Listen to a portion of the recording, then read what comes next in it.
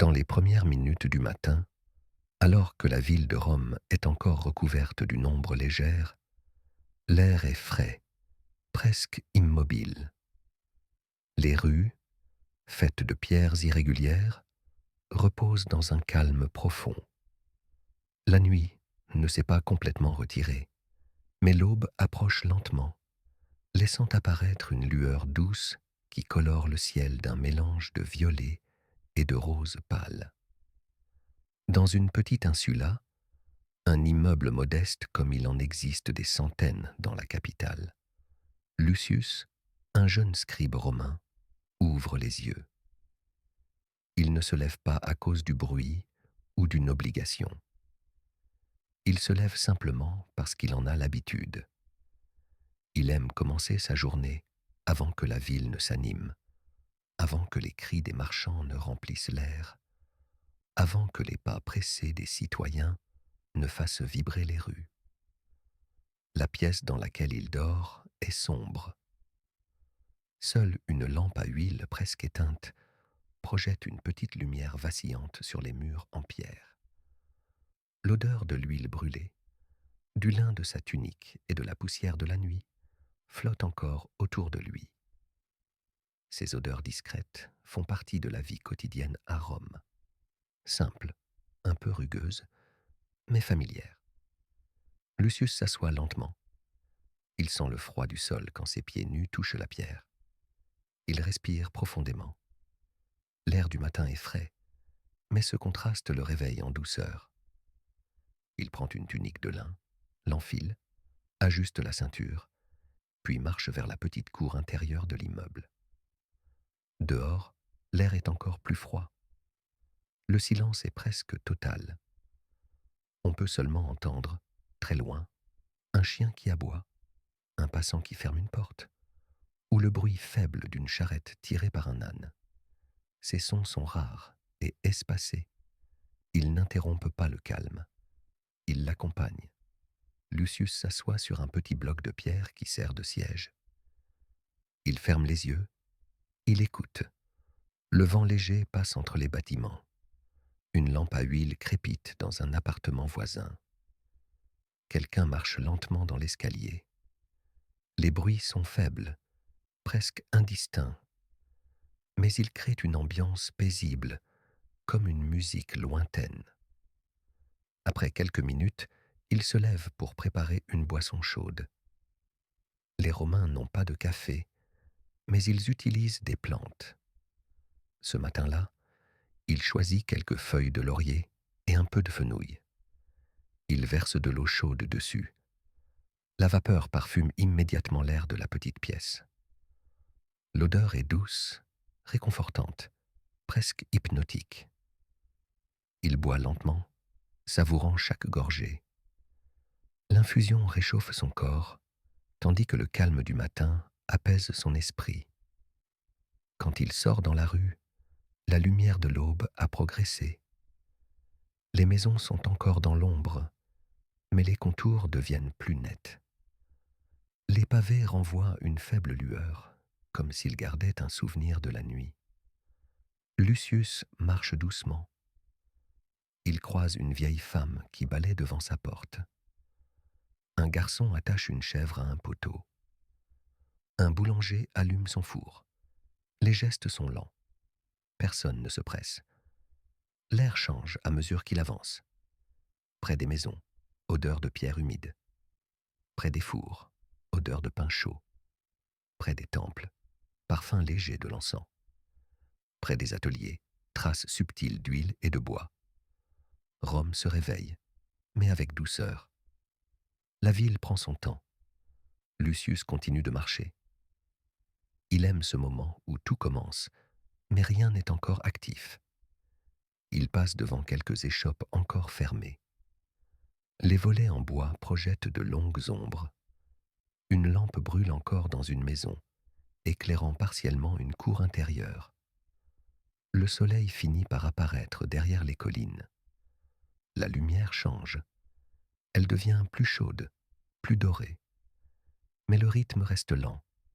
Rien ne perturbe le calme de la ville. Lucius inspire profondément.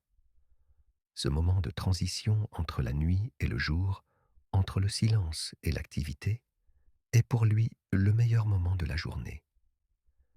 Il se sent léger, presque détaché du temps. Il poursuit son chemin vers le forum, où les premiers prêtres commenceront bientôt une petite cérémonie du matin. Il marche sans se presser, laissant le soleil réchauffer lentement sa peau.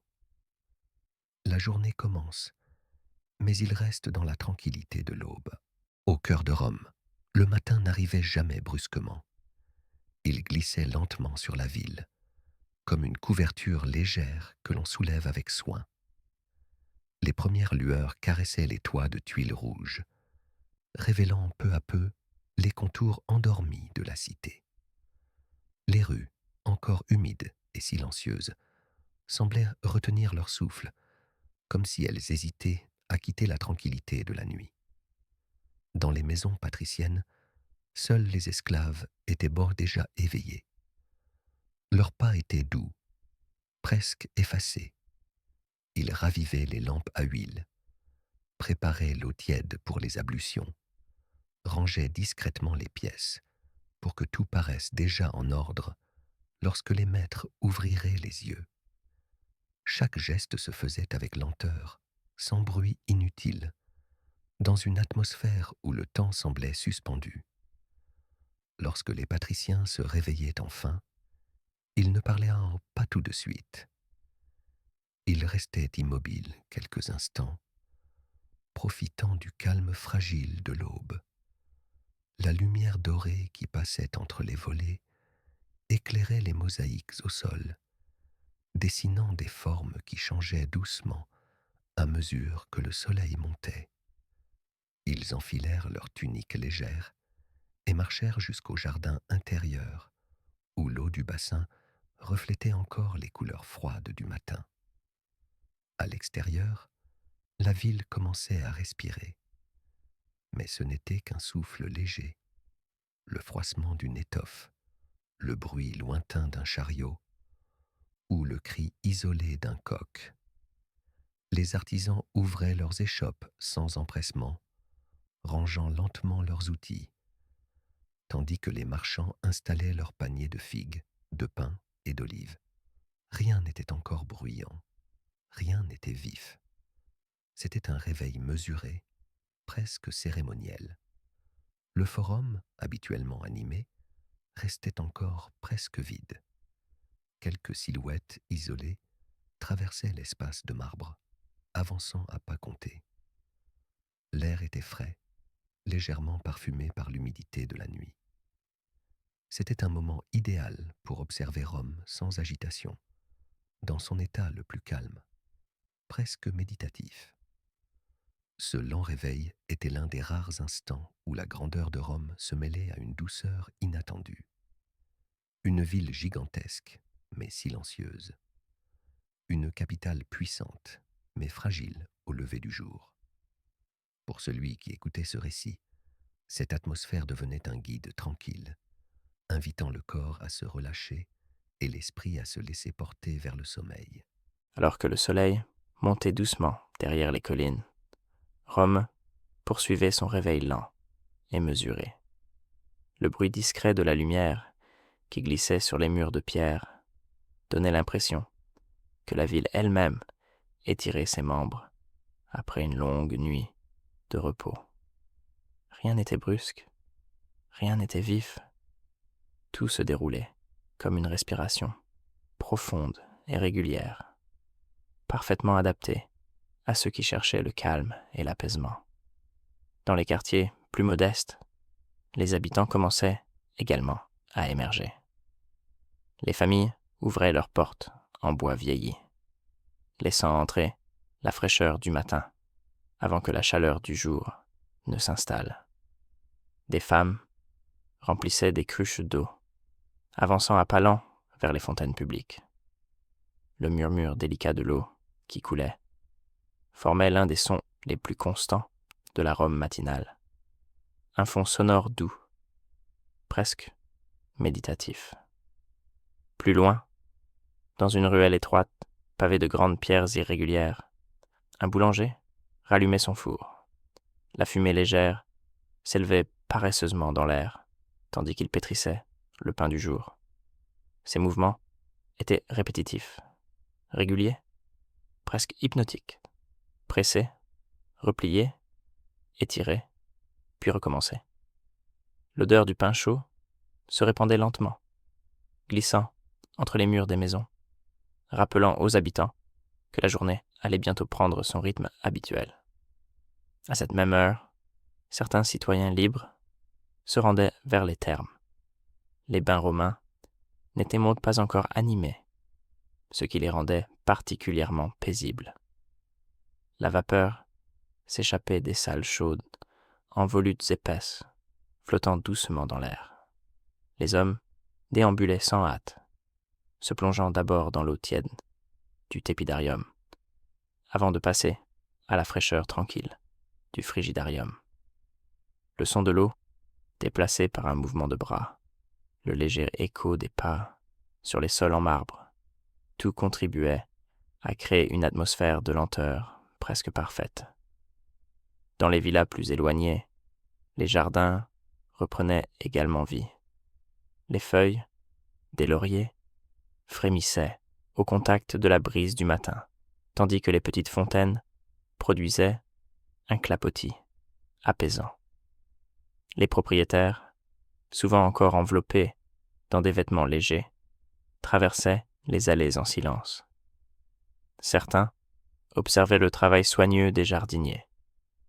D'autres se contentaient de respirer profondément, profitant de la fraîcheur de l'air, avant que la chaleur du jour n'envahisse les collines. Peu avant que la ville ne s'anime réellement, les rues principales commençaient à accueillir les premiers commerçants. Ils marchaient lentement, portant des paniers remplis d'olives, de dattes ou de petites poteries. Leurs sandales frottaient doucement contre les pavés, produisant un rythme monotone et régulier qui se mêlait au bruissement léger des étoffes. Ces sons, simples et doux, donnaient une impression presque musicale à la scène, comme si la ville jouait une mélodie discrète, destinée à ceux qui savaient l'écouter. Le forum, ce cœur monumental de Rome, restait encore largement vide. Quelques sénateurs, enveloppés de leurs toges élégantes, avançaient, à pas mesurés, vers les bâtiments officiels. Ils ne parlaient pas encore, préférant profiter du silence précieux avant les discussions, les discours et les décisions de la journée. Les statues de marbre, immobiles et majestueuses, semblaient veiller sur le lieu avec une sérénité éternelle. Dans cette lumière douce, même les ombres paraissaient calmes. Elles glissaient le long des colonnes, s'étendaient sur les dalles du sol, puis disparaissaient lentement à mesure que le soleil gagnait en force. C'était un moment suspendu dans le temps, un instant où la grandeur de Rome se mêlait à une tranquillité rare. Pour celui qui écoutait, l'effet était apaisant. Le corps se détendait, la respiration se ralentissait, et les pensées devenaient plus légères, comme si elles flottaient doucement au-dessus des rues anciennes. Le matin romain n'était pas seulement une transition entre la nuit et le jour. C'était une invitation à la lenteur, une expérience sensorielle complète où chaque bruit, chaque odeur, chaque jeu de lumière contribuait à un rythme calme et stable. Une véritable porte ouverte vers le repos, idéale pour accompagner doucement l'esprit vers le sommeil. À mesure que la lumière du matin s'installait un peu plus profondément dans les rues de Rome, la ville poursuivait son réveil lent, presque imperceptible. Le soleil, encore bas, déposait une lueur dorée sur les statues de marbre et sur les façades des maisons en pierre, créant une atmosphère douce et apaisante. Les rues pavées ne résonnaient que de quelques pas isolés. Rien n'était pressé, rien n'était brusque.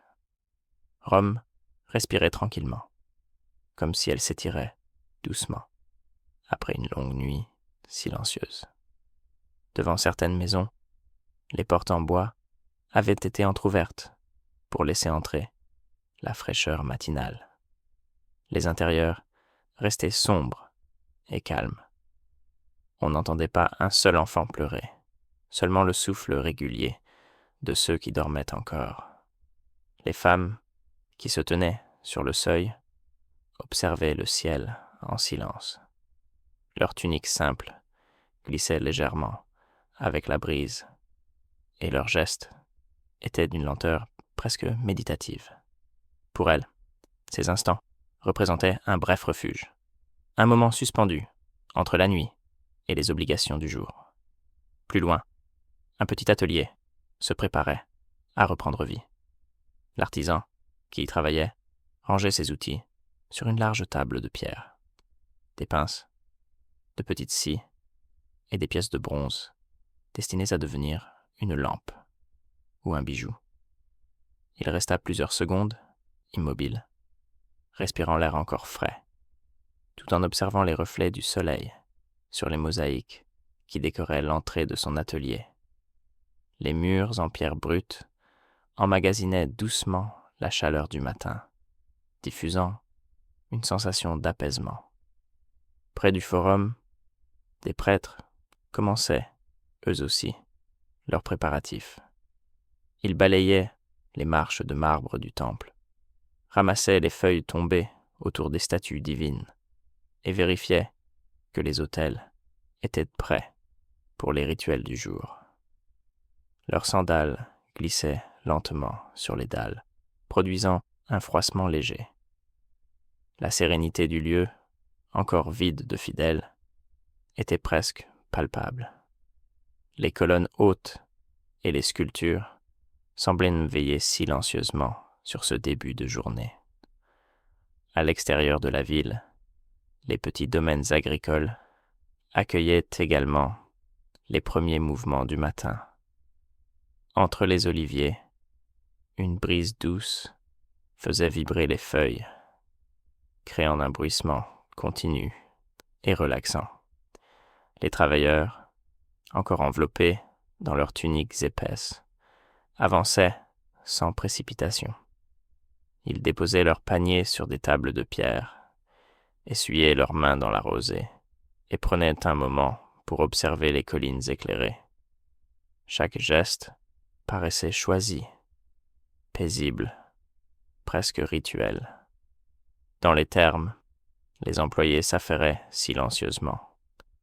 L'eau coulait dans les bassins en pierre creusée, formant des cercles lents à la surface. Les murs, recouverts de mosaïques, reflétaient la lumière du matin, en milliers de fragments colorés. Le caldarium, encore vide, diffusait une chaleur douce, tandis que le frigidarium restait plongé dans une obscurité fraîche. La vapeur qui s'échappait formait des volutes tranquilles qui s'élevaient vers les voûtes. Rien ne troublait l'harmonie du lieu. Plus près du cœur de la ville, un vieil artisan boulanger allumait doucement son four en pierre. La fumée fine s'élevait lentement vers le ciel, traçant une ligne grise et fragile au-dessus de son atelier. Il façonnait la pâte avec des gestes réguliers. Presser, replier, étirer, recommencer. L'odeur subtile du pain chaud commençait déjà à se répandre dans la rue, glissant entre les murs des maisons et invitant doucement les habitants à sortir de leur sommeil. Rome, dans ses premières heures, était une ville sans agitation, sans bruit fort, sans foule pressée. Tout y avançait avec lenteur, comme si chaque pierre, chaque statue, chaque arbre participait à un même souffle calme. Celui qui marchait dans ces rues pouvait sentir son esprit se détendre naturellement. Le matin romain n'était pas seulement un moment de transition, c'était une invitation à ralentir, à respirer profondément, à laisser l'esprit dériver, jusqu'à ce qu'il se rapproche du sommeil, alors que la matinée avançait doucement. Rome continuait de baigner dans une atmosphère de tranquillité rare. Le soleil montait lentement dans le ciel, mais sa lumière restait douce, glissant sur les murs en pierre et les mosaïques colorées avec une délicatesse presque irréelle. Les ombres se déplaçaient lentement sur les dalles du sol, étirant leurs formes silencieuses, comme si elles cherchaient, elles aussi, un moment de repos. La ville semblait flotter entre veille et sommeil. Dans les rues les plus anciennes, le rythme restait calme. Les habitants se déplaçaient sans précipitation, portant des paniers, échangeant quelques mots murmurés, puis poursuivant leur chemin, comme si chaque geste devait préserver la douceur du matin. Les tuniques légères frôlaient les pierres, produisant un bruit apaisant qui se mêlait au souffle régulier du vent. Rien n'agressait les sens, rien ne tirait l'esprit vers l'attention. Tout invitait à la lenteur. Un peu plus loin, près d'une petite place, une fontaine en pierre continuait de déverser un filet d'eau claire. Le son délicat des gouttes qui tombaient créait une musique simple, presque hypnotique. Les passants s'arrêtaient parfois un instant, non pour se rafraîchir, mais pour écouter cette mélodie qui donnait l'impression que le temps s'étirait doucement. L'eau brillait sous le soleil, formant de petites vagues qui se brisaient en éclats lumineux sur les bordures sculptées. Dans les jardins des villas, la lumière commençait à changer. Les lauriers projetaient des ombres longues et l'air transportait l'odeur légère des herbes fraîches. Les jardiniers, encore silencieux, ajustaient quelques branches, ramassaient quelques feuilles, veillant à ne rien perturber du calme environnant. Le bruissement des feuilles était régulier, comme une respiration profonde. Ceux qui marchaient parmi ces allées sentaient leurs pensées devenir plus lentes, plus douces, presque flottantes. À l'intérieur des thermes, le calme persistait. Quelques citoyens pénétrèrent dans les salles baignées de vapeur, avançant lentement entre les colonnes. Leurs pas résonnaient légèrement, créant un écho doux qui se perdait dans la chaleur du caldarium. L'eau tiède enveloppait leur corps comme une étreinte tranquille. Certains fermaient les yeux, respirant profondément, laissant la chaleur relâcher leurs muscles et apaiser leur esprit.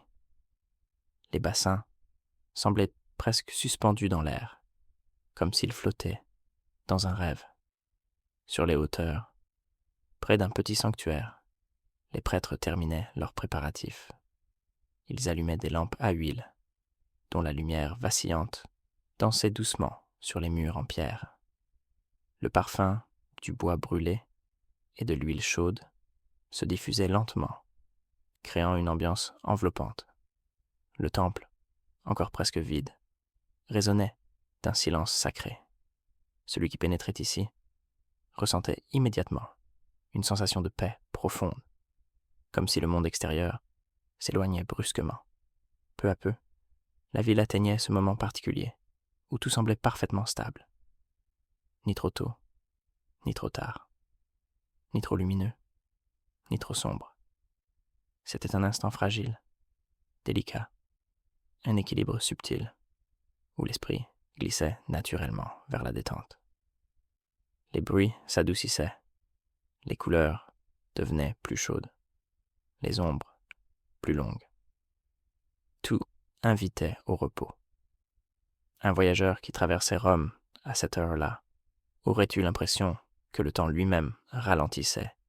Ses pensées se seraient allégées, se transformant en impressions légères, en mouvements doux. Sa respiration serait devenue plus profonde, ses paupières plus lourdes, car Rome, dans cette lumière, n'était plus seulement une ville. Elle devenait un refuge silencieux, un lieu où l'on pouvait se laisser aller, où l'on pouvait s'endormir sans peur, sans tension, simplement porté par la douceur du jour. Et tandis que les derniers bruits du matin s'estompaient, une sensation de calme profond enveloppait tout. Le cœur se relâchait, le corps s'alourdissait, l'esprit glissait lentement vers le sommeil, guidé par la tiédeur de la lumière, la lenteur des gestes et la douceur éternelle de Rome. C'était la fin d'un matin paisible et le début d'un repos parfait.